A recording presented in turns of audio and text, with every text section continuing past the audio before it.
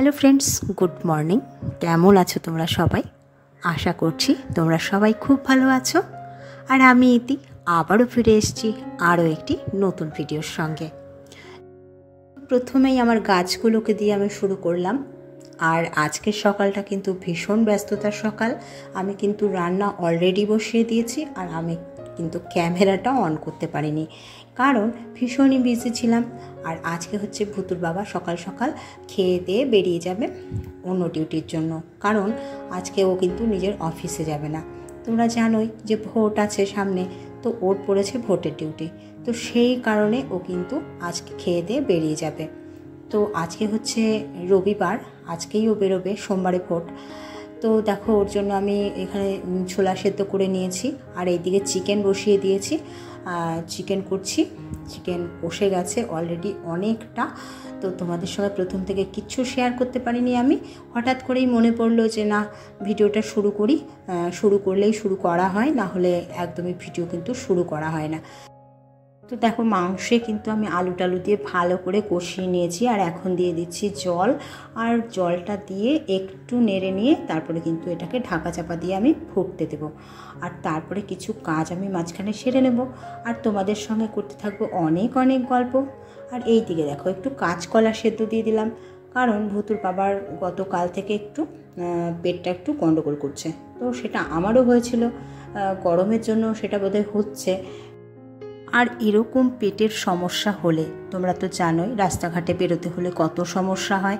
ঘরে থাকলে কোনো সমস্যা হয় না, কিন্তু বাইরে যাদের বেরোতে হয় তাদের কিন্তু ভীষণই সমস্যার। তো কিছু করার নেই, ভুতুর বাবা ওষুধ খেয়ে নিয়েছে। আমিও গতকাল ওষুধ খেয়েছি, আমার পেটটা একটু ঠিক আছে, কিন্তু ওর পেটটা না ঠিক নেই। তো যাই হোক, কিছু করার নেই, ওষুধ খেয়েছে, আশা করছি ঠিক হয়ে যাবে।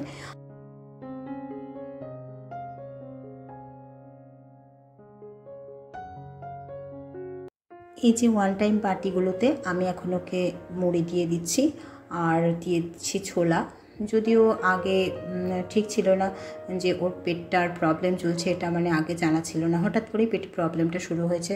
কিন্তু এখন ছোলাটা খেলে আবার কোনো সমস্যা হবে কি না সেটাও এখন বলতে পারছি না, কিন্তু করে তো নিয়েছি। যদি পেটটা ঠিক লাগে অবশ্যই খাবে, বুঝে খাবে। অনেক রকমের খাবার দেয়া আছে ব্যাগে, তো সেগুলো খাবে। কিছু তো করার নেই, গাড়িতে তো আর খাবার পাবে না অন্য কিছু। তো ওদেরকে গাড়িতে করে তো নিয়ে চলে যাবে, আর যখন ওরা নামবে তখন কিন্তু হয়তো বিকেল হয়ে যাবে বা সন্ধে হয়ে যাবে। তো তখন কি খাবে? গাড়িতে যেতে যেতে তো কিছু খেতে হবে। তো সেই কারণে এগুলো আমি রেডি করে দিচ্ছি।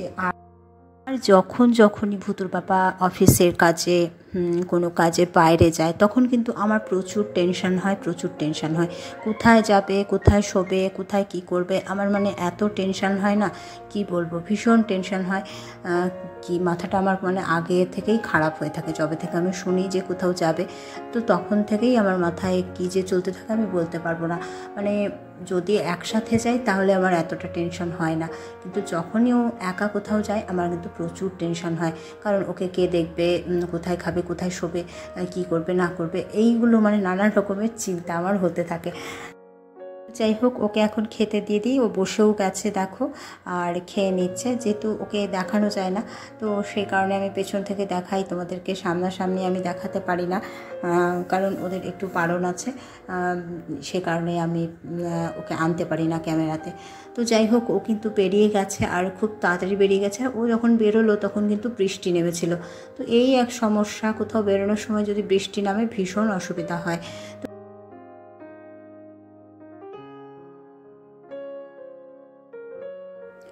তো যাই হোক, আমি ঘরে ঢুকে গেছিলাম, আর দেখছি বাইরে একটা আওয়াজ পেলাম, তখন তাকিয়ে দেখছি কাকু এসছে, বাড়িওয়ালা।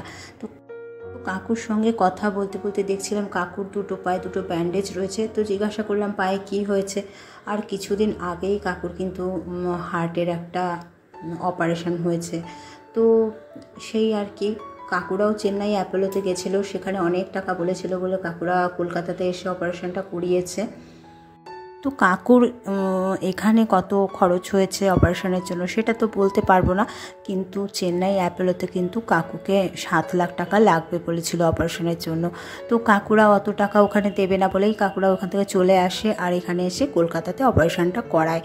তো এখন আপাতত দেখছি কাকু চলাফেরা করছে, ভালোই আছে। তো ভালো হলেই ভালো, এই আর কি। তো এদিকে দেখো বিছানাটা তো তোলা হয়নি এখনও, কারণ সকাল থেকে প্রচুর কাজ করছিলাম। ঘুম থেকে উঠেই রান্নাঘরে গিয়ে আগে রান্না বান্নার কাজ করছিলাম।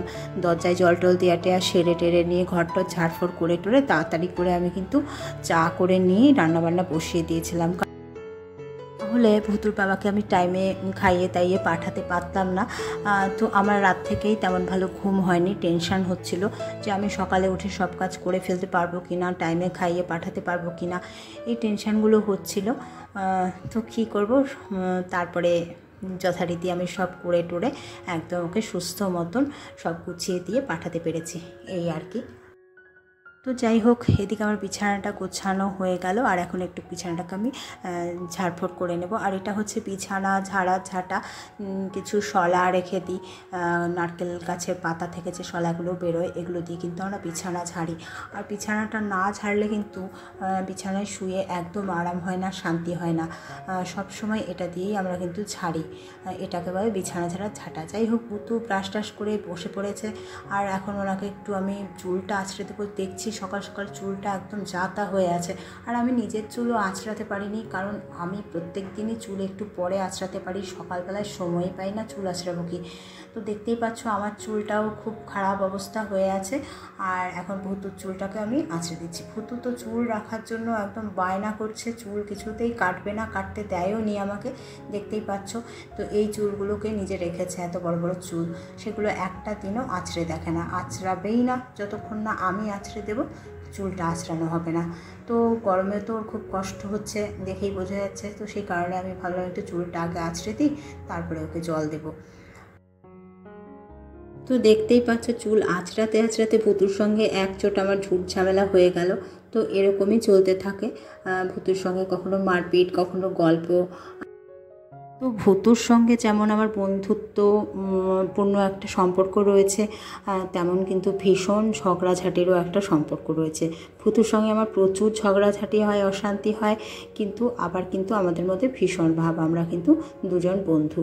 তো মায়ের সবথেকে ভালো বন্ধু কিন্তু তার সন্তানরাই হয়।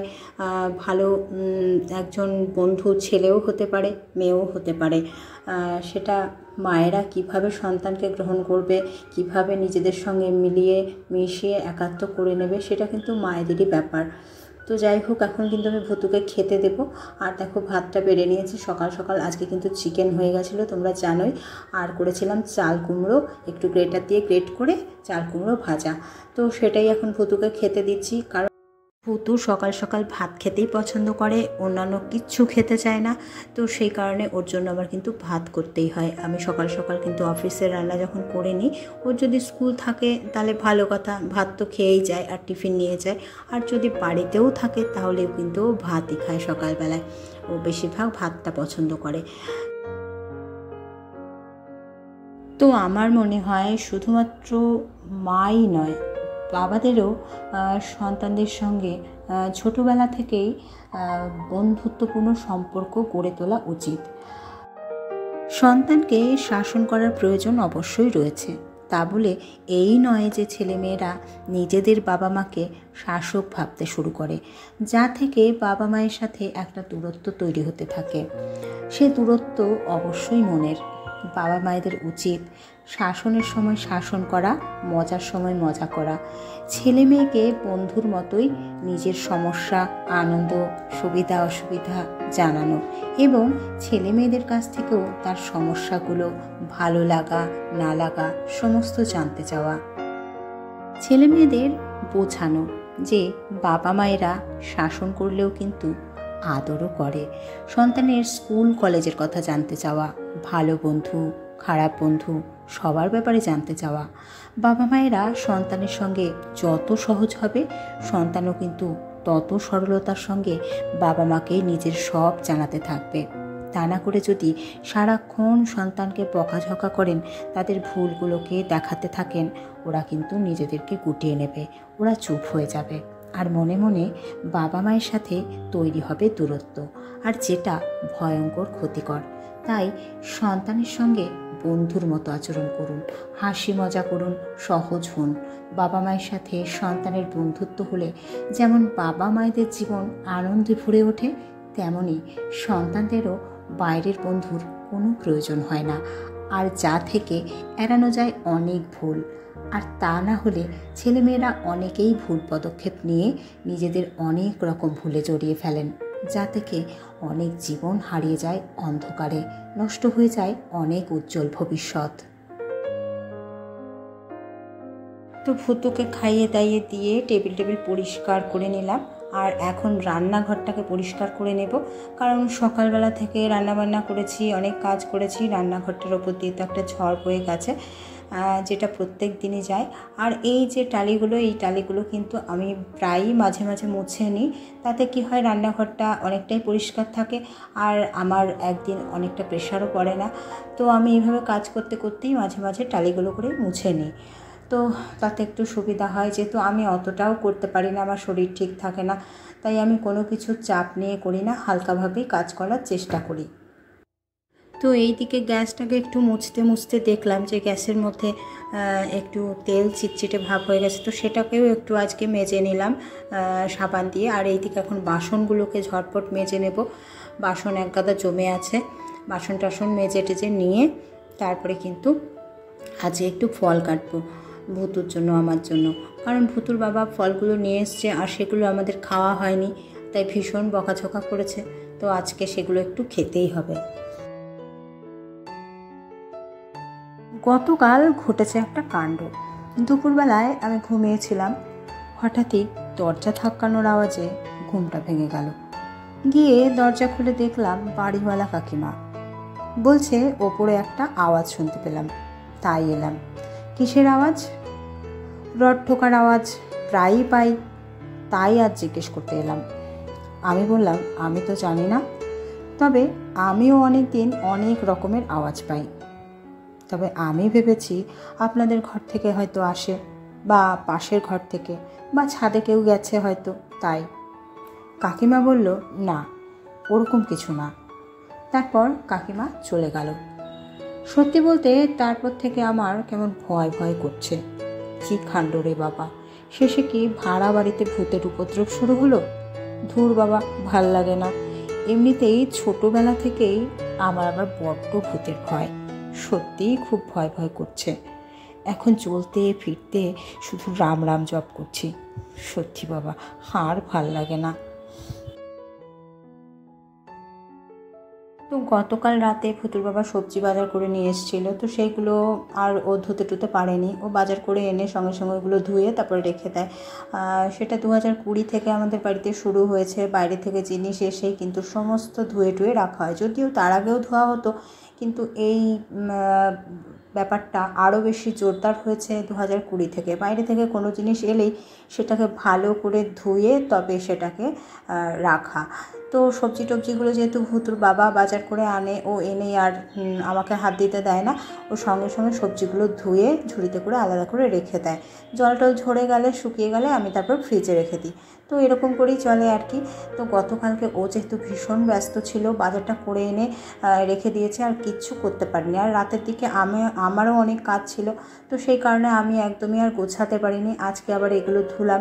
তো কাজের পরে কাজ আর শেষ হয় না। আজকে প্রচুর কাজ ছিল, একটু ঘরগুলো পরিষ্কার করার কাজ ছিল, আর তারপরে তো রান্না বান্না বিভিন্ন রকমের কাজ রয়েইছে। তো এই যে আপেল টাপেল এনে রেখেছিল, এগুলো এখন কেটে ভুতুকে দেবো, আমিও খাবো। এগুলো আনা রয়েছে। আর ভুতুর বাবা কিন্তু যখনই দেখছে যে আমরা খাচ্ছি না, তখন খুব রাগারাগি করছে। ও কিন্তু আবার দেখে আমরা খেলাম কি খেলাম না। তো সেই কারণে এখন আমাকে এগুলো কেটে কুটে নিতে হচ্ছে, ভুতুকে দেবো, আমি খাবো।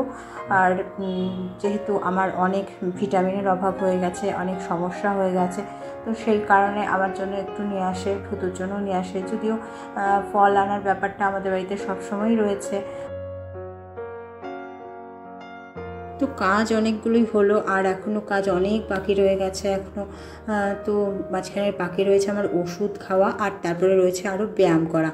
তো সেগুলো তো করবোই, সেসব কাজ আর তোমাদের সঙ্গে আমি শেয়ার করতে পারবো না, কারণ ভিডিওটা এমনিতেই অনেকটা বড় হয়ে গেছে। তো তো চলো এখন ভুতুর কাছে যাই আর ভুতুকে ফলটা দিই, আর আমিও একটু খেয়ে নিই। তারপরে আমার ওষুধ রয়েছে, ব্যায়াম রয়েছে, এগুলো সেরে নিই। আজকের ভিডিওটা আর বেশি বড় করছি না, আর কিছু তোমাদের সঙ্গে শেয়ার করতে পারলাম না। তো সবাই তোমরা খুব ভালো থেকো, সুস্থ থেকো, সুন্দর থেকো। আজকের ভিডিওটা কেমন লাগলো জানিয়ে অবশ্যই কিন্তু লাইক কমেন্ট করতে ভুলো না। ভিডিও ভালো লাগলে একটা শেয়ার করে দিও। চ্যানেলে নতুন হলে চ্যানেলটা সাবস্ক্রাইব করে দিয়ে আমাদের পাশে থেকো, সাথে থেকো।